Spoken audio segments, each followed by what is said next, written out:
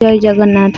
आज आसतु गोटे सुंदर कहानीटे शुणा जार नाम होची पुरी शरधाबाली व तार रहस्य और उत्पत्ति। आसतु ताहले शुणा आउ किछि जानिबा।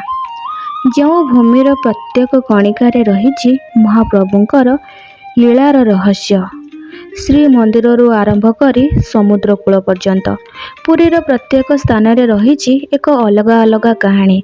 सेहीपरि एक पवित्र स्थान हेउछि शरधाबाली।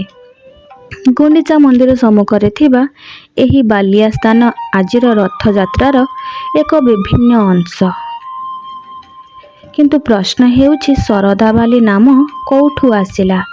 एही बालीर उत्पत्ति पछरे कौन रहिछि आउ काहेकि श्री जगन्नाथक रथयात्रा सहित एही स्थानर संपर्क एते गभीर?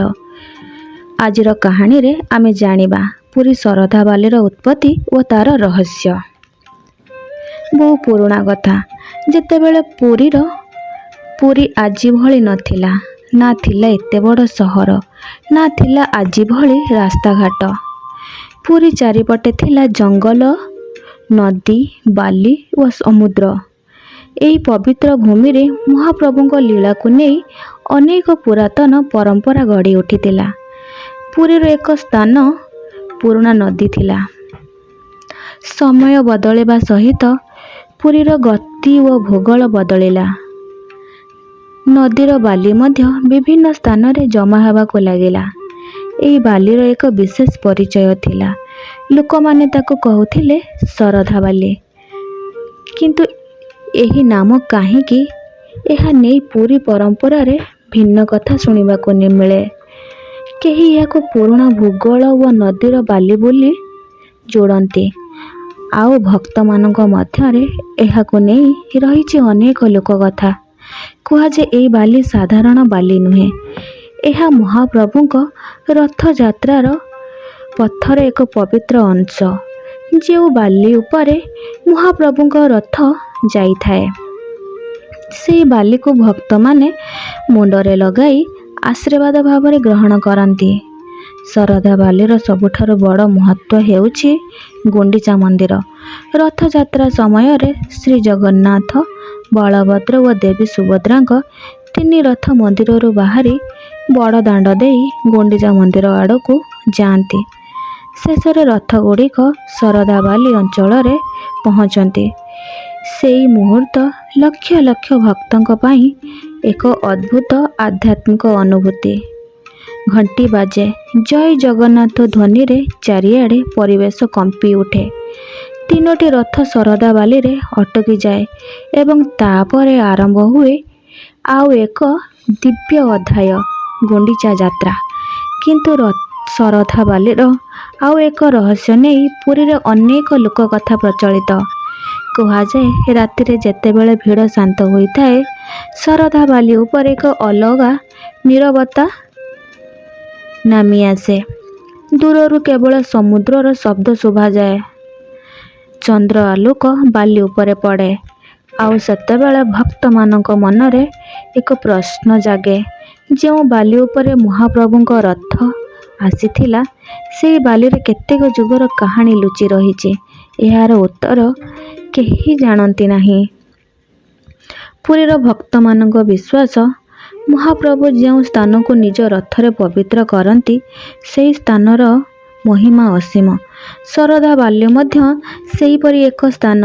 एठारे रथ रहे, भक्त माने दर्शन करती, सेवायत माने पारंपरिक नीति संपन्न करती एवं गुंडीचा मंदिर रे महाप्रभुଙ୍କ दिव्य यात्रा आगको बढ़े। सेथिपाई एही बाली केवल एक खुला जमी नुहे, यह रथ यात्रा एक पवित्र स्मृति स्थल। रथ यात्रा बालीर रहस्य बुझिबाको हेले पुरीर पुराना भूगोल को मध्य बुझिबाको पड़े। नदी व समुद्रर गति समय सहित बदलिछि। बाली एक अन्य स्थानरू आउ एक स्थान को जमा होइछि। पुराना जलपथ बदलिछि एवं एही प्राकृतिक परिवर्तन सहित पुरीर भूदृश्य मध्य बदलिछि। किंतु भक्तों दृष्टि रे ପ୍ରକୃତିର ଏହି ପରିବର୍ତ୍ତନ ମଧ୍ୟ ମହାପ୍ରଭୁଙ୍କ ଲୀଳାର ଏକ ଅଂଶ। ଏହିଠାରୁ ହିଁ ଶରଧା ବାଲିର ରହସ୍ୟ ଆହୁରି ଗଭୀର ହୋଇଥାଏ। ଯେତେବେଳେ ରଥଯାତ୍ରା ଆସେ, ଶରଧା ବାଲି ହଜାର ହଜାର ଭକ୍ତଙ୍କ ପାଦ ସ୍ପର୍ଶରେ ପବିତ୍ର ହୋଇଯାଏ। କେହି ରଥକୁ ଦେଖି କାନ୍ଦି ପକାନ୍ତି, କେହି ହାତ ଯୋଡ଼ି ପ୍ରାର୍ଥନା କରନ୍ତି, କେହି କୁହନ୍ତି, ମହାପ୍ରଭୁ ମୋତେ ତୁମ ଚରଣରେ ସ୍ଥାନ ଦିଅ। ଆଉ କେହି ନୀରବରେ କେବଳ ମହାପ୍ରଭୁଙ୍କୁ ଦେଖି ରହିଯାଆନ୍ତି। ସେଇ ଭକ୍ତି, ସେଇ ଭାବ, ସେଇ ସ୍ଥାନ ଶରଧା ବାଲିକୁ କେବଳ ଏକ ଭୂମି ନୁହେଁ, ଏକ ଅନୁଭୂତିରେ ପରିଣତ କରିଛି। ତେବେ ଶରଧା ବାଲିର ସତ୍ୟ କ'ଣ? ଇତିହାସ ଆମକୁ କହେ, ଏହାର ନାମ ଓ ବାଲିର ପରମ୍ପରା ପୁରୀର ପୁରୁଣା ନଦୀ ଓ ଭୂଗୋଳ ସହିତ ଜଡ଼ିତ। କିନ୍ତୁ ଭକ୍ତି ଆମକୁ କହେ, ଏ ବାଲି ମହାପ୍ରଭୁଙ୍କ ରଥଯାତ୍ରାର ସାକ୍ଷୀ। ଦୁଇଟି କଥା ମିଶି ଶରଧା ବାଲିକୁ ଆହୁରି ରହସ୍ୟମୟ କରିଛି। ଏଠାରେ ଇତିହାସ ଅଛି, ଏଠାରେ ପରମ୍ପରା ଅଛି, ଏଠାରେ ଭକ୍ତି ଅଛି, ଆଉ ସବୁଠାରୁ ବଡ଼ କଥା, ଏଠାରେ ମହାପ୍ରଭୁଙ୍କ ରଥଯାତ୍ରାର ସ୍ମୃତି ଅଛି।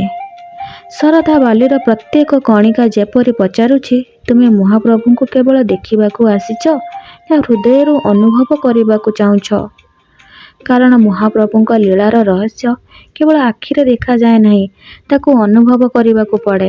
ସେଥିପାଇଁ ଆଜି ମଧ୍ୟ ଯେତେବେଳେ ରଥଯାତ୍ରାରେ ତିନି ରଥ ଶରଧା ବାଲିରେ ପହଞ୍ଚେ, ଲକ୍ଷ ଲକ୍ଷ ଭକ୍ତଙ୍କ ମୁଖରୁ ଗୋଟିଏ ଧ୍ୱନି ଶୁଣାଯାଏ, ଜୟ ଜଗନ୍ନାଥ, ଜୟ ବଳଭଦ୍ର, ଜୟ ମା ସୁଭଦ୍ରା। ଏବଂ ସେହି ମୁହୂର୍ତ୍ତରେ ଶରଧା ବାଲି ପୁଣି ଥରେ ମହାପ୍ରଭୁଙ୍କ ଦିବ୍ୟ ଲୀଳାର ସାକ୍ଷୀ ହୋଇଯାଏ। ମନ୍ଦିରର ଘଣ୍ଟି, ଶଙ୍ଖଧ୍ୱନି ଓ ଜୟ ଜଗନ୍ନାଥ ନାମରେ କମ୍ପି ଉଠେ। ଆସନ୍ତୁ ସମସ୍ତେ ମିଶି କହିବା, ଜୟ ଜଗନ୍ନାଥ।